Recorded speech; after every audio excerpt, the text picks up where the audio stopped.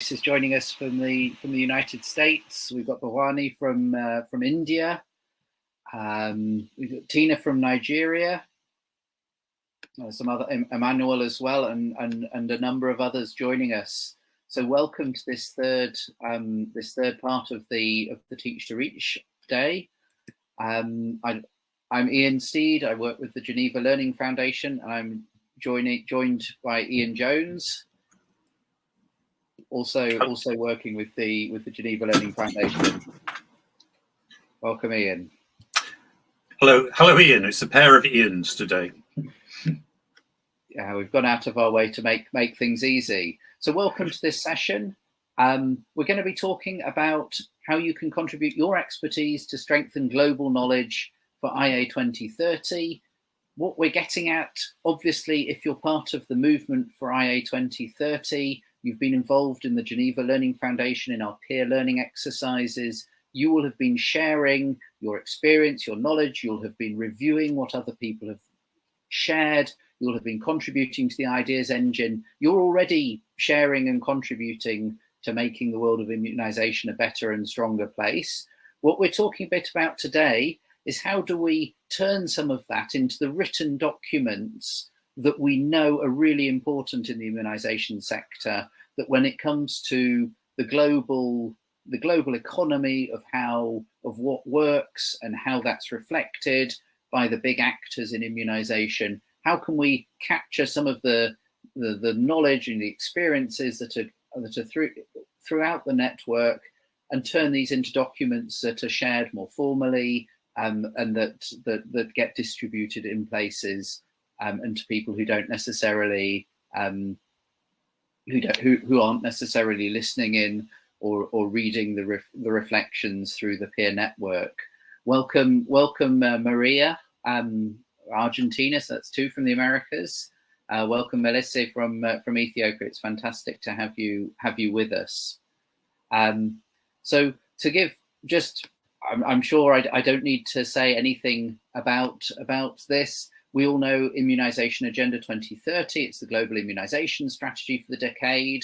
And I imagine that we're all fully aware of the movement for IA 2030, this network of health professionals coming together to create a movement, a groundswell of people working together and sharing their knowledge and expertise to help one another to do things better.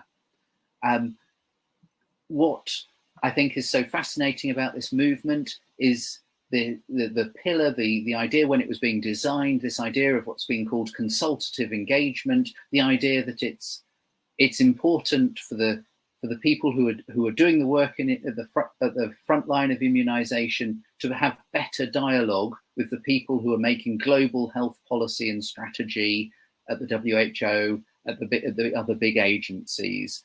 And for those of you who've been following what we've been doing over the last months, you'll have seen that us trying to support that dialogue and find ways to make it more effective, and in particular the voices of people who are carrying out immunization work to be better heard at the global level. And this is another aspect of that. So what we're going to try and do today is to share some more about that, how we can do that through some of the documents that we've been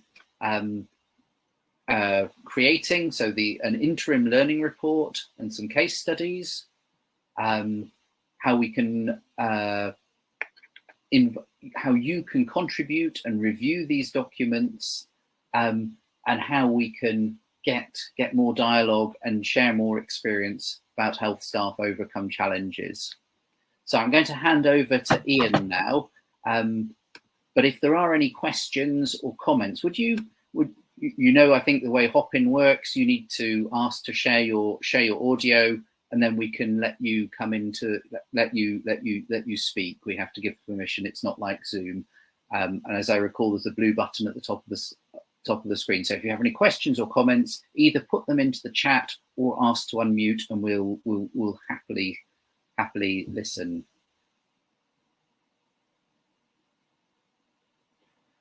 Thank you very much, Ian. I see Dr. Mary has joined us.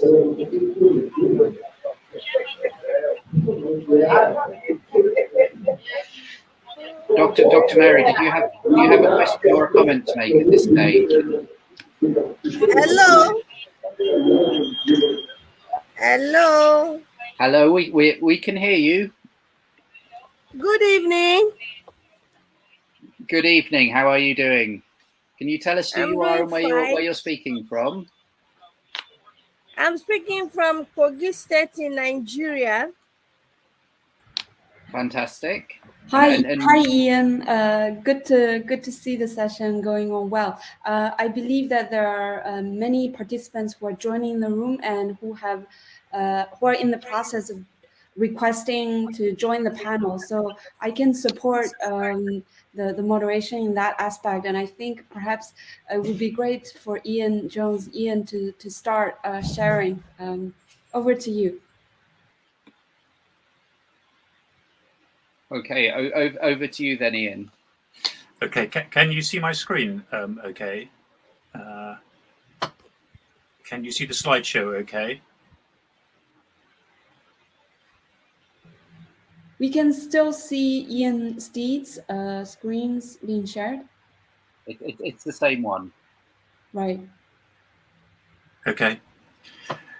Wonderful. Thank you very much. And good morning, good afternoon, good evening, wherever you may be. Thank you very much for joining us. And I hope you've had a great day so far at Teach to Reach. It's certainly a very exciting program this time around. And thank you for sticking until quite late in that program to hear us talk.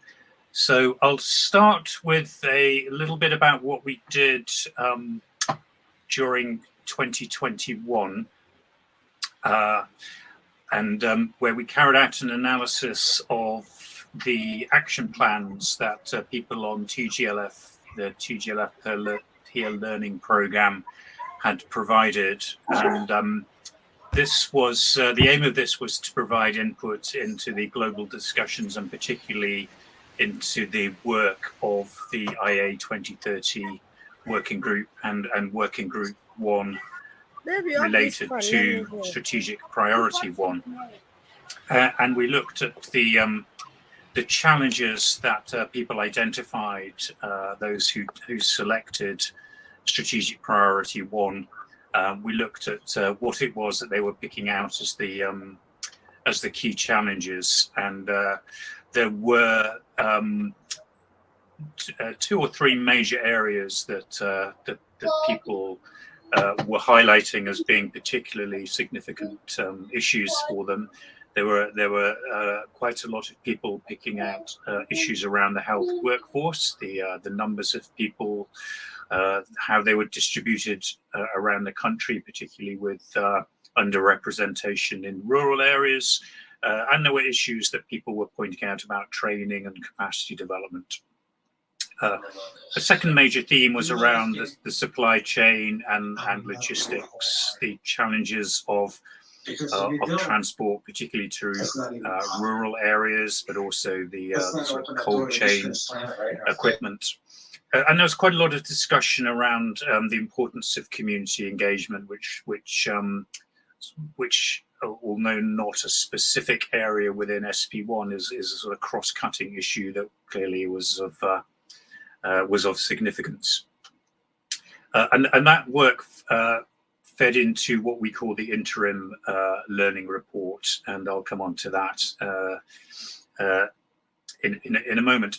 We also did some other pieces of work. We did what we call first-person case studies, where we talked to individuals working in a range of different settings at different levels of the immunization program, and the aim here was to take more of a detailed or deep dive into specific contexts and to highlight some of the activities that people were carrying out, some of the challenges that they faced. So this got us into some more specific issues, which although are very context specific, a number of them do raise issues that are of wider significance or shared across different settings and different countries.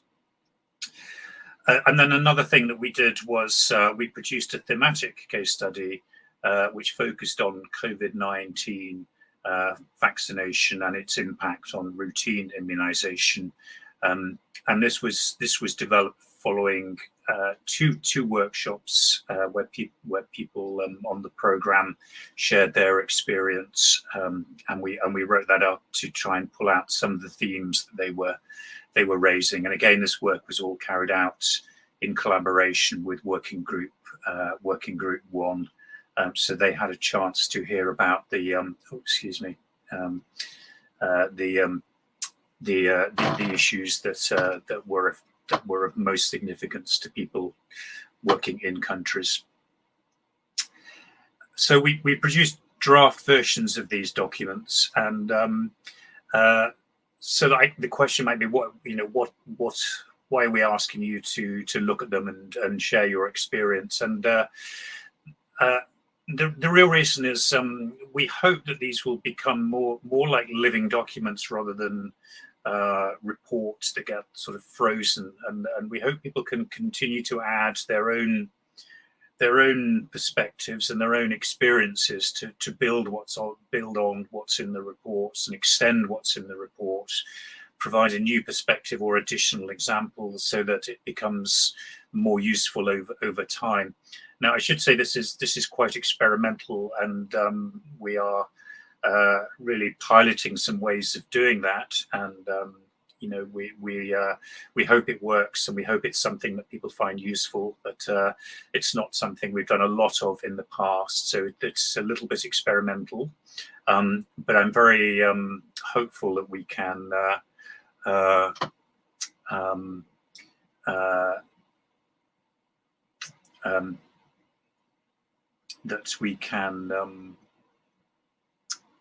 get some extra additional input. So let me try and just see if I can share my screen more fully, which might help. Ian, can you now see the whole presentation? I think that looks to me better. Yes. Okay.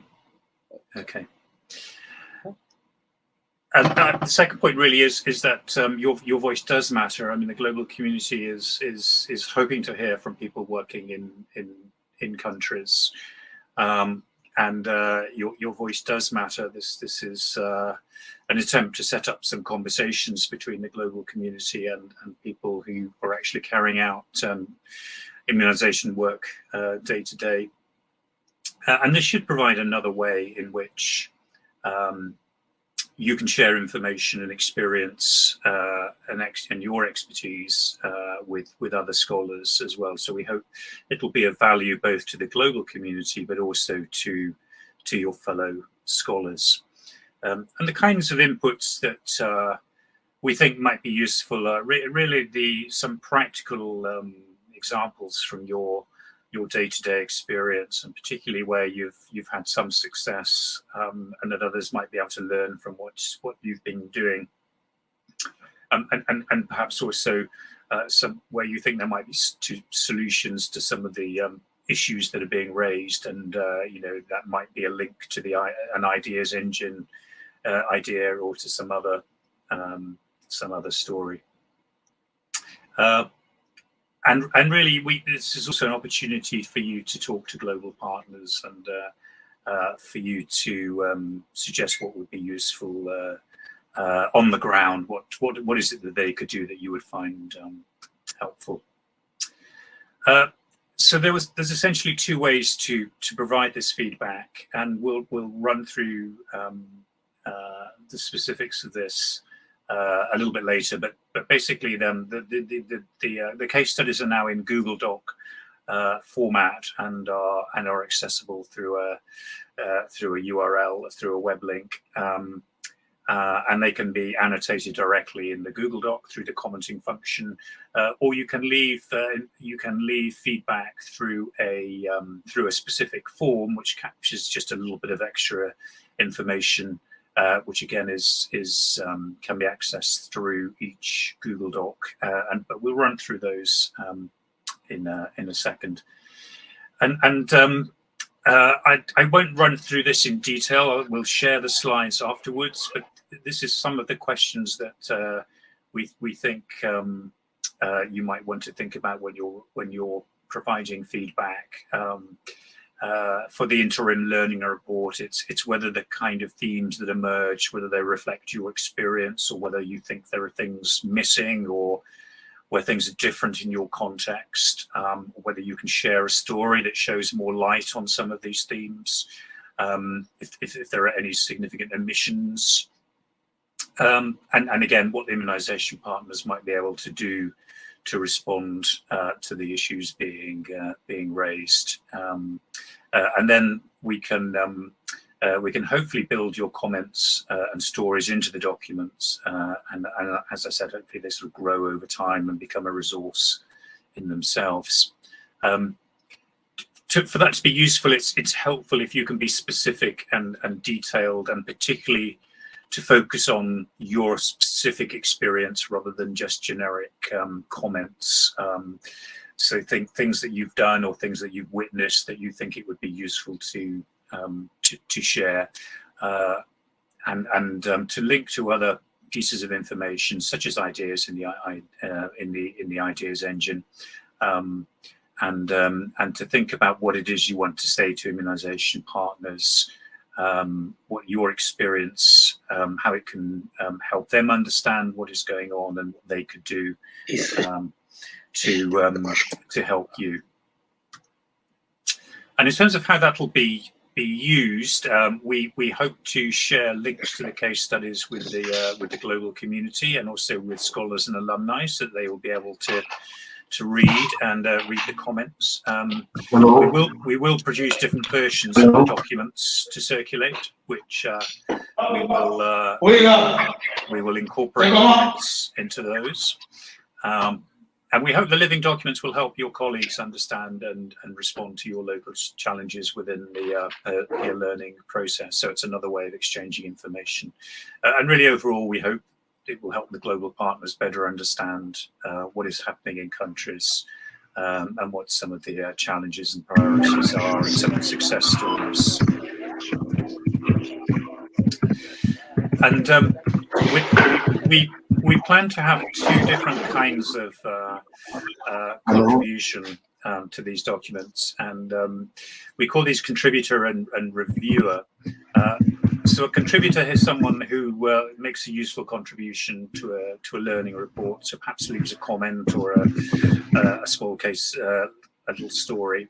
And a reviewer takes a more active role in reviewing the documents and sort of commenting on them, and perhaps discussing particular aspects of them. So would take a more active role in development of them, and that latter process would be probably through review boards, where we would pick a small number of people with a particular interest in areas to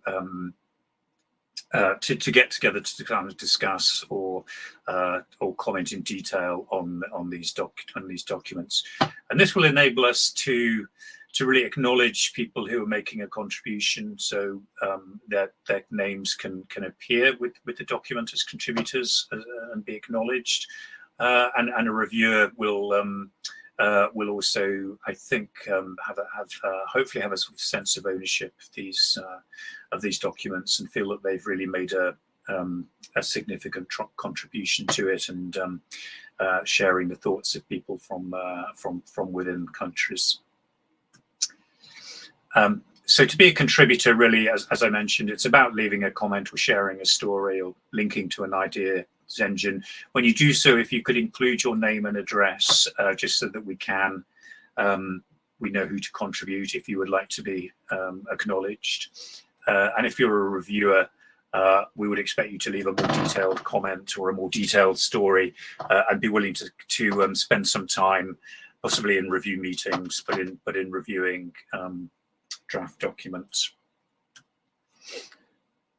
So what we'll do now is we will head over to the page where the case studies are arranged, and we'll just run through the process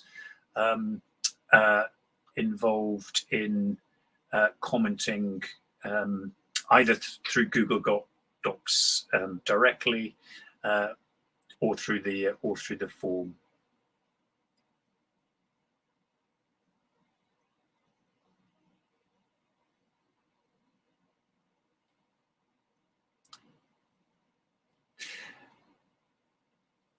Now, Ian, could you share that link through the chat function so people could actually do this at the same time as we are?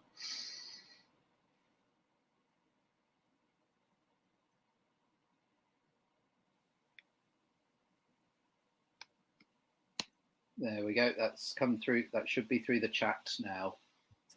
Thank you very much, Ian. I hope you can now see a web page in Google Drive titled IA2030,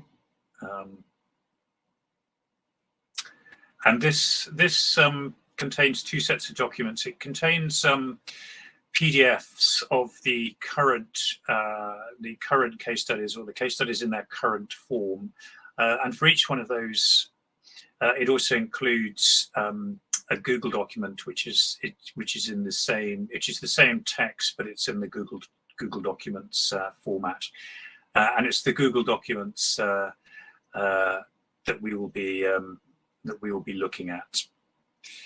So it's a very simple process. Once you get to this page, you simply click on the relevant document. It will open a new tab, a new Google Docs tab with the text of that case study, and the yellow box at the top indicates the two ways in which you can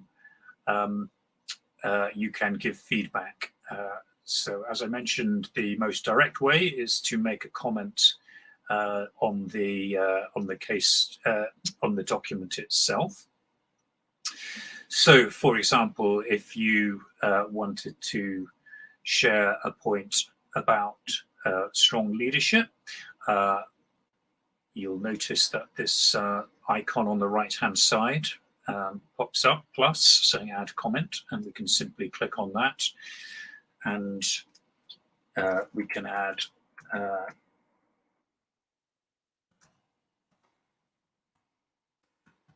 a comment on this.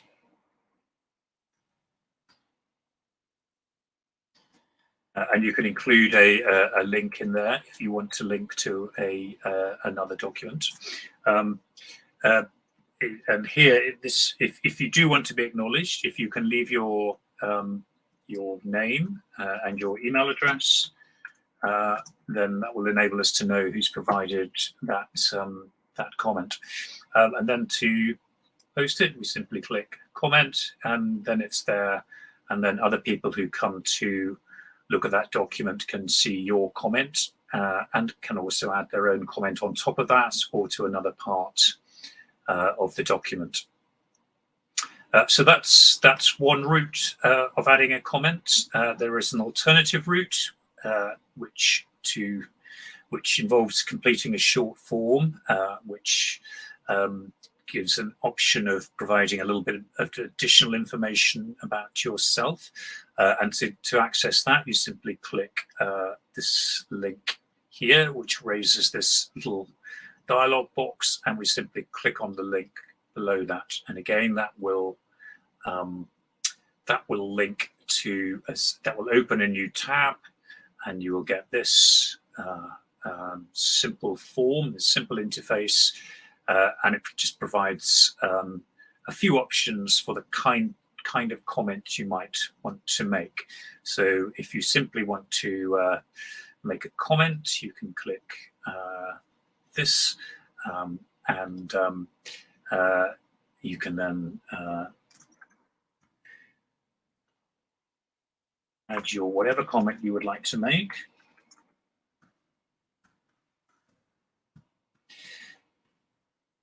Obviously rather more interesting than that one, but it gives you an option to be as detailed or as brief as you like, but clearly from our point of view, as much information as you can provide is useful. Use Shift and Enter if you want to make a line break. If you just hit Enter, then you will go to the next screen, or you can click OK. That achieves the same. And then we just collect a little bit of additional information, just a few screens, which I will quickly run through, just to help us understand the context that you're coming from.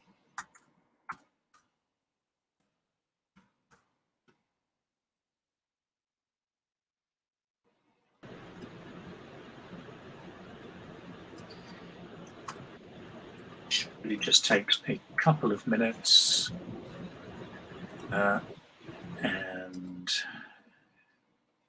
there we go. Thank you. It offers you the option of subscribing to the TGLF podcast, which I would of course recommend you do if you haven't already. But that's the end of the feedback. You can then close that tab if you're already subscribed or are not interested in the podcast. And that takes you back to the case study.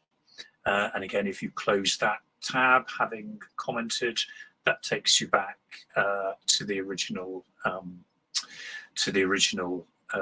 case study screen, and you can look at the other case studies and comment on those if you would like. So it's a very simple process at the moment, and we're going to, as I said, treat this as a pilot to see how useful people find it and what kind of input we get.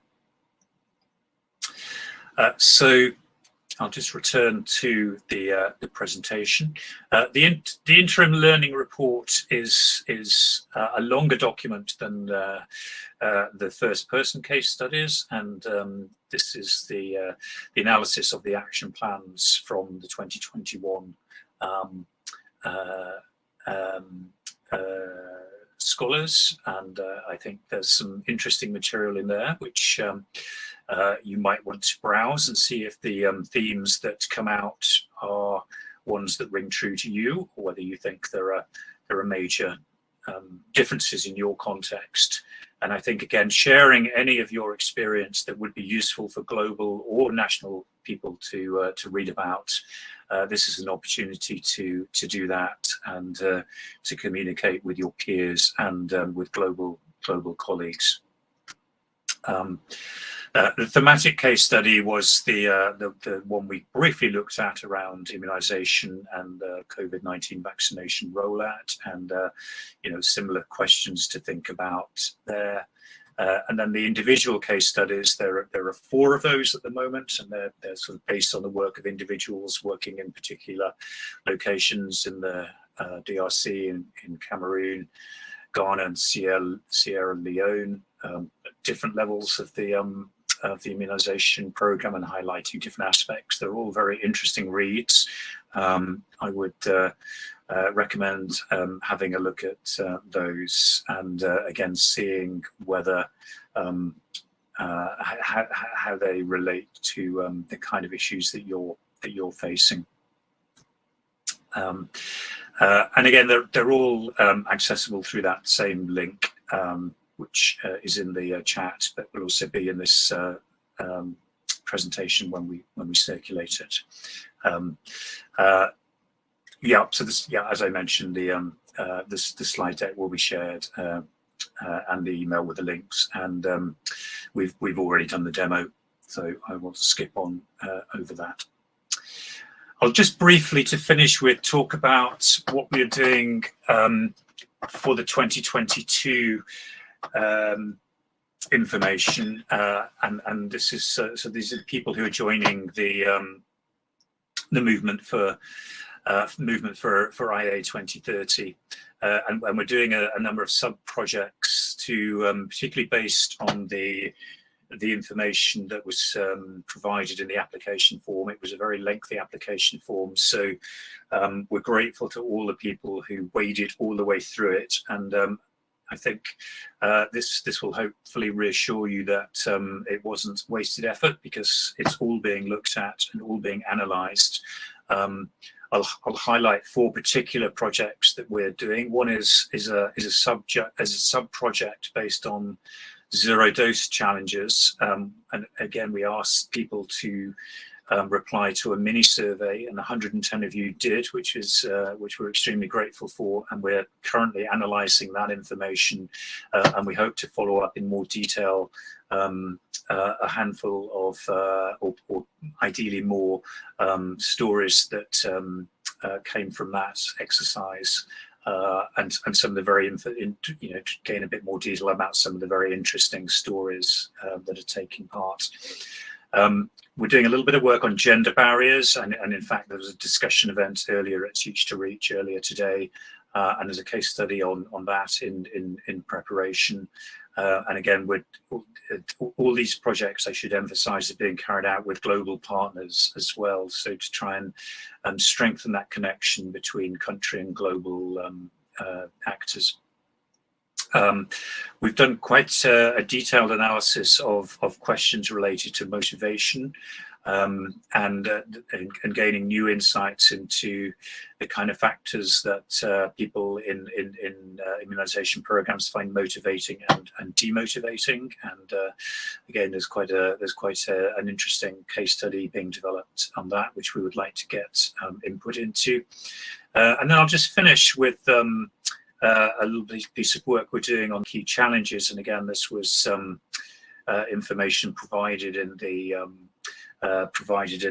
application form, and it ties into a little bit about the work we were doing last year on the action plans, and again, we've tried to relate it to particular IA2030 themes and key focus areas, and we'll be developing a case study on that, which again we would hope to get input into.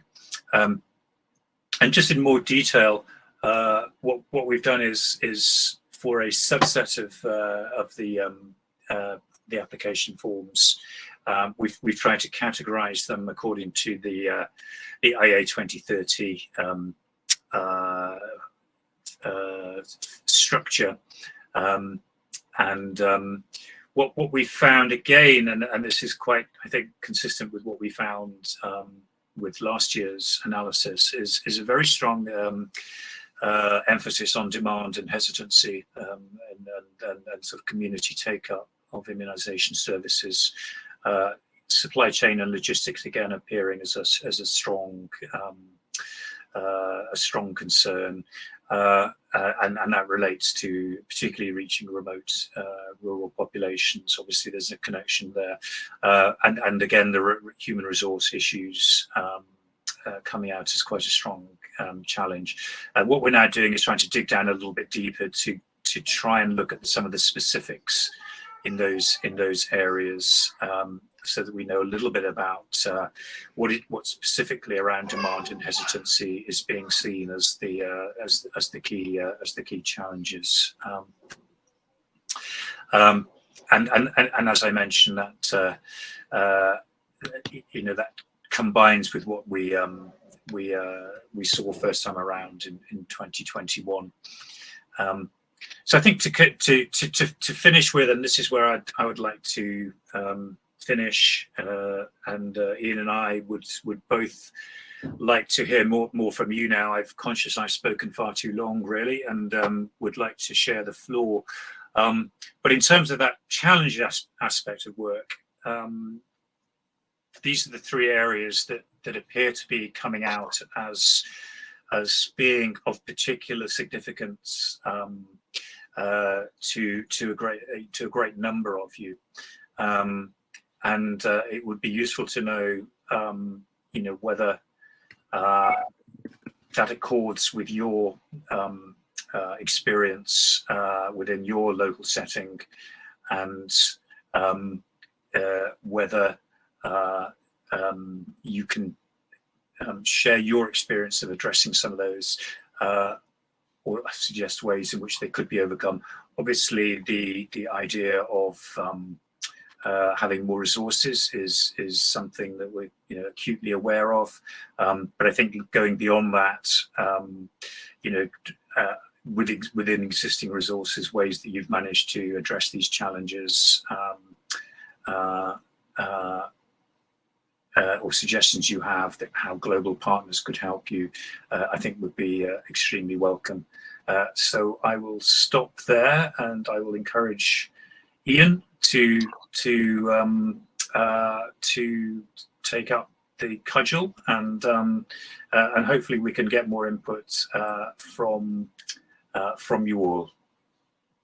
Thank you very much, Ian. Before we get, there's been a fantastic response in the chat. I've counted 10 or 12 people already saying, yes, I'd like to review, I'd like to contribute to these, which is a fantastic response. So just to be really clear with everyone, so reviewers, contributors, they can contribute at any time. It's just a matter of going to the document, picking the document or more than one document that's relevant to them, where they feel they have something to add, and then adding comments either through the Google Doc or through the type form. So this can happen at any time. There's no need to ask us. You just need to go ahead. Is that right, Ian?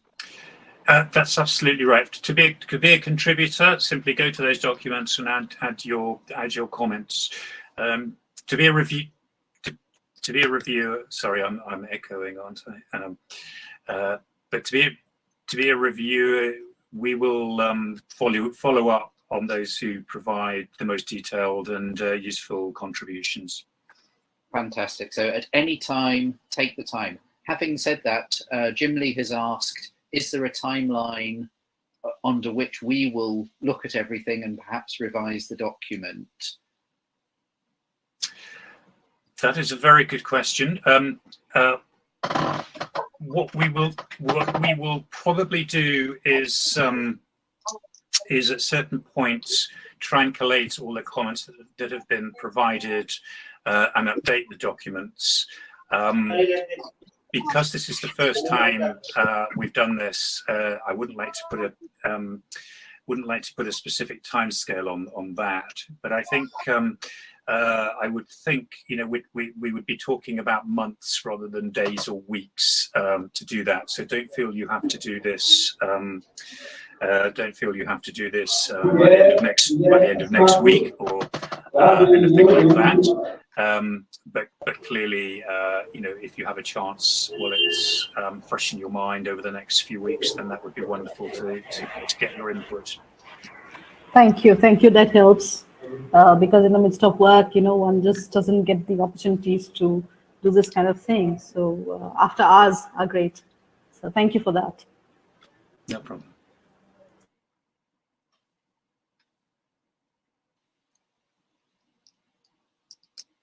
Okay, so Toki has just asked, where is the document located? And Jar has just shared the link through the chat. I imagine we will share this through the Telegram channels as well, so that everyone who's involved in the movement has the opportunity to look at these documents and to have their say.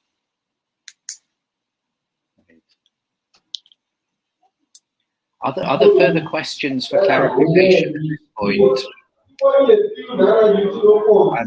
Shahab and Samuel, would you mind muting yourself, please?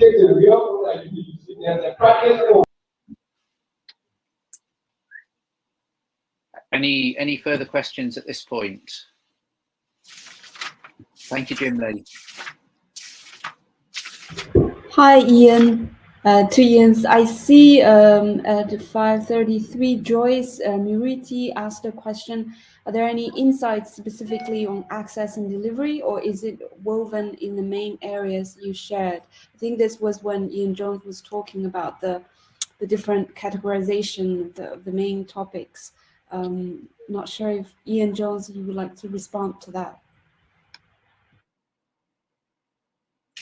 Sorry, Shah, would you mind just repeating that? I lost it towards the middle. Yeah, in the chat, probably at UK time 4:33, Joyce Muriti asked a question on are there any insights specifically on access and delivery, or is it woven in the main areas you shared? We would be happy, Joyce, if you want to join the panel and ask the questions in person or to clarify a little bit better. But Ian Jones, if you already have some feedback to what Joyce said, feel free to go ahead. Okay, yeah. The the way that most of the document is structured is around the IA2030 strategic priorities. So it's and what we call the key areas of focus, which are the more detailed points within each strategic priority. So the insights are provided around headings such as supply chain and human resources in the interim learning report. Because those are the key areas of focus within IA2030. So that's where the sort of access and delivery side sits. But the actual terminology relates to what we call the key areas of focus. But if you're interested in access and delivery, then I would take a look at the interim learning report. Which, because it focuses on SP1, covers those areas. IA2030 does the strategic priorities do overlap a little bit. So the coverage and equity also is obviously relevant to those areas as well. But just because of keeping things simple first time around, we only focus on SP1 last year. For the challenges work, when that appears, that will be more broad based. But I think you'll find the interim learning report interesting. So I'd recommend having a look at that.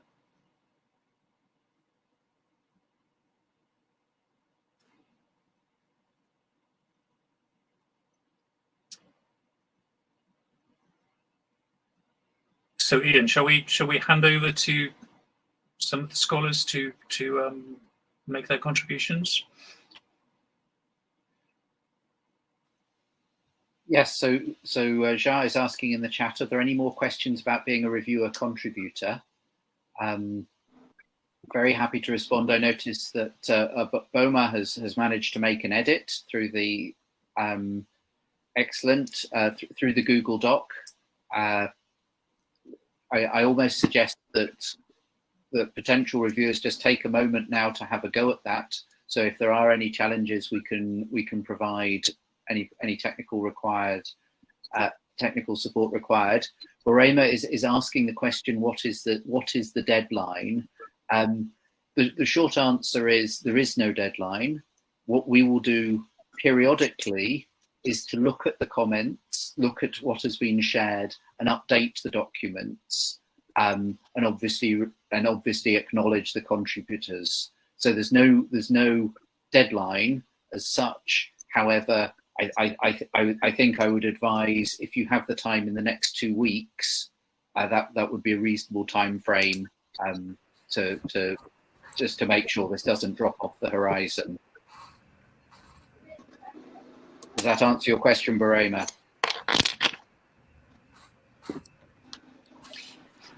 Just another thought, and one other way in which you could use some of these case studies is to think about sharing them within your teams or groups, and having group discussions around some of the points being raised, so you can contribute your own comments or by all means, have a kind of group conversation around them, and then feedback comments collectively. I think that's actually, that didn't just occur to me, but that's something that you might think about doing as well, to get discussions going locally.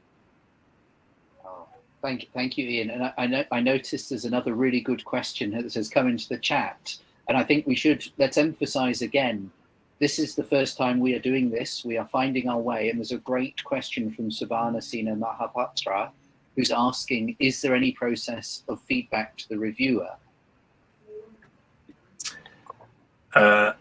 Okay, and I'm not sure I fully understand that. So, so do you mean?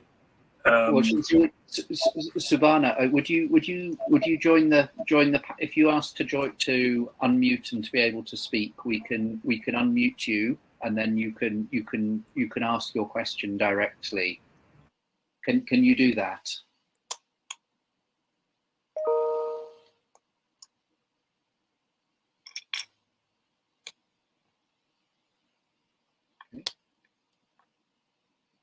So you should have, yes, as Shah's just put in the chat, there's a button asked to share audio and video.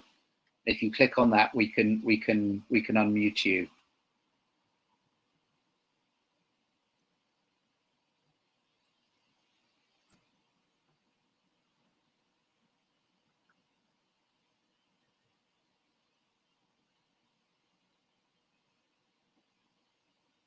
Okay.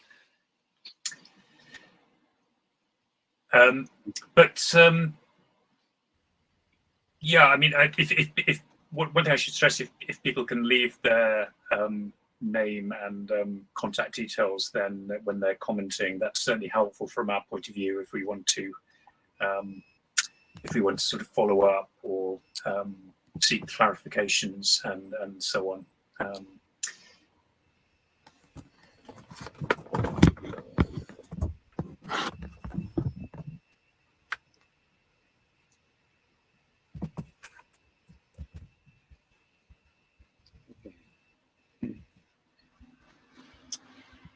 Okay. Further thoughts or comments on this on the review and contributor process? Melsy's made a comment. There are different contexts from different countries, so it should be considered during reviewing the document, please. Yes, that is a good point, I think clearly what works in one context may not be appropriate for the other, and that's why I think, particularly if you're commenting and providing your own story, I think including your local context is very helpful, because I think all these insights can help to help understand what might be most appropriate for one context, or why something might work in one context and not in another, or how something could be adapted. But yeah, I think as much information as we can get is helpful. So, can I say something, please? Oh, hello, you're there. Yes, please do. Yes, yeah. So the document will be used context-wise. That means there may be different documents for different contexts or different countries. You mean? Yes. So, I mean, I should stress there are different kinds of case studies. So, the learning report is much longer and covers the whole covers all the information that's come in from applications or in action plans. The individual case studies are intended to provide a deeper look at particular contexts, and what's been done in particular contexts, or what issues exist in particular contexts. I guess when people read them, they need to think about whether those issues or those solutions are specific to the context being discussed, or whether they're transferable to other contexts. So there is, I think, quite often a lot of commonality, and what's learned in one context can be applied to another one. But sometimes it may be so specific to an area that it's not really something that's transferable. Okay, thank you. Thank you.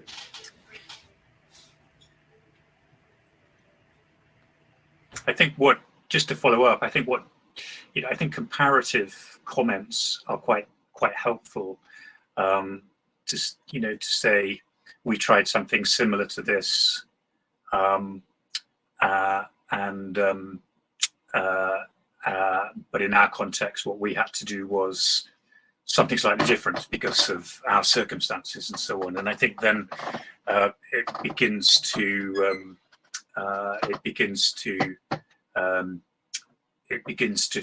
suggest how things can be adaptive, and how particularly solutions can be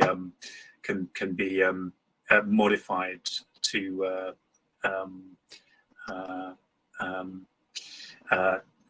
take account of different contexts.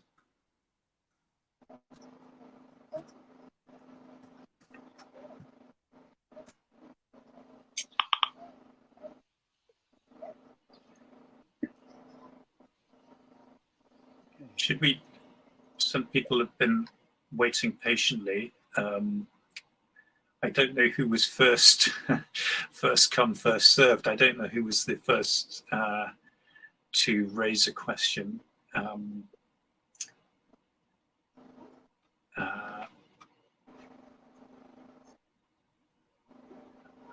Perhaps Daniel, would you like?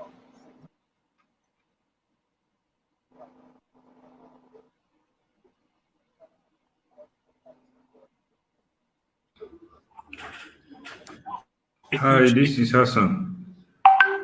Hello, Hassan. Would you like to say a few words? Please go ahead.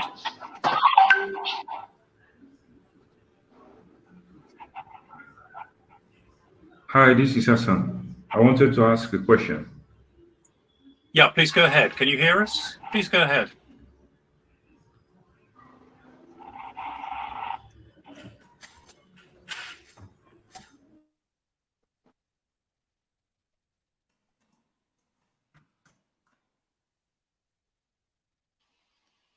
Hello, Hassan. You've muted yourself again. Please do unmute yourself and share your question. In relation to the contributors, I wanted to know if we can contribute based on the best practices that is happening in the country as large. For example, I saw a colleague of mine in Sierra Leone who presented, who actually had a case study on supply chain, and then most of those informations are very, very much good. But I think I wanted to beef up most of those information because I know the individual at large. So I just wanted to know if that one is also acceptable, yeah, so that we can beef up the documents at large. Over.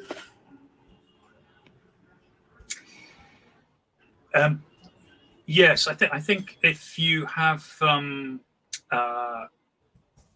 significant amount of information, and that's great if you do, then I think filling in the form would be the best approach to do that, because the challenge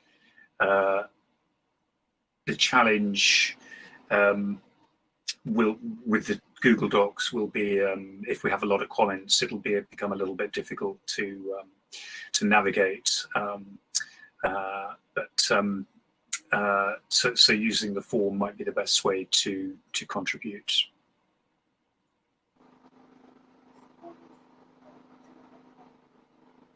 Hello. Hello. Hello, good afternoon. Good morning or evening. Hello, Adamu. Would you like to say a few words? Yes, I want to say a few words, even though my connectivity is giving me a headache since I'm trying to reconnect and connect, but the things never works. But nevertheless, I'm not in the initial start of the session. But even though I just have to say a few words, the ways to ask questions and other clarifications on how we scholars can contribute in scaling up some of the action plan that we intend or we have implemented so far in our various facilities. Can you hear me? Yeah, absolutely. Yeah. So in fact, as a contribution, there are so many topics that we scholars have taken in our respective kind of facilities, that there are some of the topics that they are related, but the main difference, it depends on the locality in which each of the scholar comes from and the study was carried out. In order to have, for example, my action plan, my challenge in my own area is to how we are going to instill the confidence on the patient and the client to accept the COVID-19 vaccine without any doubt or any kind of an abomination or hesitancy.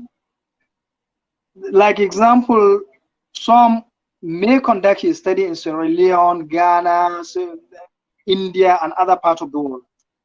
Their own locality and the type of people that they tend to get their responses, what are those challenges or what are those barriers that they are going to that is preventing the people from accepting the COVID-19 vaccine. We should have all those findings together in order to see what are those similarities between this locality or this continent with other. At last, we can know what are those benchmarks, what are those elements that generally that prevent the patient or the people from taking COVID-19 as a result of certain belief, as a result of either a kind of non-compliance, lack of information, and other reason. So we need to, in order to contribute all these things from each of the region, each person that is conducting a specific kind of study in his facility need to bring findings together in order to see what are those variations, the differences that exist between different continents like Africa, Asia, and other parts of the world. Then we can come up with a very formidable findings in order to have a very acceptable implementation. Then we can be able to achieve what we intended to achieve. This is my own contribution. Thank you, Adamu. I think you've touched upon an incredibly important point. One thing that I didn't mention is that we hope to follow up on scholars as they go through their projects and work from situation analysis through to action plans. But we also hope to do a longer follow-up to do pretty much what you've just described. I mean, I think you've described absolutely what, you know, a fantastic opportunity to learn firsthand from lots of different settings, from people who are doing similar things, maybe doing them in similar ways, or maybe doing them in slightly different ways. bring those together, to compare and share. I think that there's an incredible opportunity there. So we're sort of conscious that there's a great opportunity to do that. We want to do that, and the challenge for us is to find out the best way to do that, and the best way in which we can both capture that information from scholars, but then share it amongst the communities as well. So I think what you've said chimes very strongly with what we want to do, and I think we'll follow up in due course, and hopefully talk a few ways about how we can do that, and perhaps we can you can ideally involve people like you in those conversations and think about what kind of format is useful for you to get that information in, and so on. So thanks for that contribution. I think it's a really important point, and I'm really interested that scholars are thinking along those lines as well. So thank you for that. Mm-hmm. You're welcome.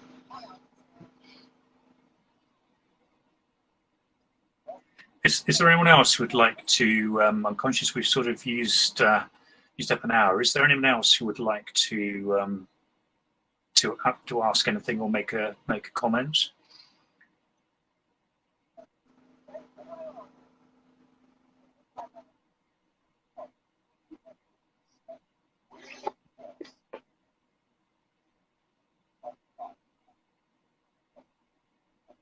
I think if not, we could probably think about wrapping up. I hope it's been useful. We look forward to hearing your comments. I think, as we've said, it's a little bit of an experiment, and as well as your specific comments on the documents, if you have any general comments on what we're trying to do and how we're trying to do it, then please do contact the TGLF and let us know. There may be much better ways that you find more useful that we could be doing this. So it is a learning experience for us as much as everyone else, and I'm sure we won't get it right first time by any means, but hopefully over time we'll get there. So thank you all for your time, and good luck with your projects. I hope you're finding the experience useful. I hope you found Teach to Reach useful, and I hope you'll join future ones. And I hope to speak to some of you perhaps in the future on projects. Yeah. Ian, do you want to finish? Thank you. Do you want to finish with any words, Ian? Only to echo what you've just said, Ian, and thank everyone for being part of what we're trying to do, which is to experiment with new ways of working, new ways of sharing knowledge and information, and let's see where it takes us. There are no promises, but hopefully we can come up with something that's useful for everyone. So thank you. Thank you. Have a nice time. Good evening, everyone, and good afternoon and good morning to everyone. Have a good rest.